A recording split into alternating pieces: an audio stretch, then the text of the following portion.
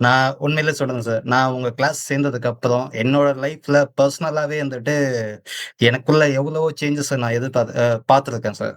அந்த சேஞ்சஸ் வந்து மத்த வெளியாளுங்க கிட்ட இருந்து எனக்கு ஒரு நல்ல மதிப்பு குடுத்துருக்கு. புரொஃபஷனலா இருக்கறதுக்கு இது பண்ணிருக்கு. என்னையும் ஒரு பிசினஸ் மேனா என்ன வந்து பார்க்குற அளவுக்கு என்னோட வியூ அவங்ககிட்ட இருந்தது சார். என்னோட அவங்களோட பார்வையில நான் ஒரு நல்ல பிசினஸ் மேனா இருக்கிற வரைக்கும் மாத்திருக்குனாக்கா, அதுக்கு முழுக்க முழுக்க காரணம் அது உங்களோட இமெயில் கிளாஸ் தான் சார் மெயினா. நான் அதுக்கப்புறம் கம்பெனிலலாம் கூட வந்துட்டு இமெயில்ல கம்யூனிகேஷன் பண்ணும்போது பார்த்தீங்கன்னாக்கா, ரொம்ப ஏதோ சொல்லுவேன் பூமராங் மாரி நான் பாட்டுக்கு ரொம்ப இழுவையா பேசிட்டே இருப்பேன். அவங்களே வந்துட்டு கிண்டல் பண்ணுவாங்க. "என்னடா இப்படி பேசுற?" அப்படி இப்படின்னு. ஆனா உங்களோட கிளாஸ்ல நான் சேர்ந்ததுக்கு அப்புறம், கன்டென்ட்னா கன்டென்ட் மட்டும் தான் பேசுவேன். அந்த இது ரொம்ப ரொம்ப எனக்கு ஈஸியா இருந்தது.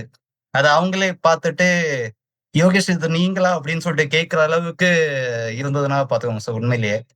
ஏன் சார் அப்படின்னாக்கா, "இல்ல முன்னாடி இருந்ததுக்கும், இப்ப இருக்கிறதுக்கும் உங்கள்ட்ட நெறைய சேஞ்சஸ் தெரியுது.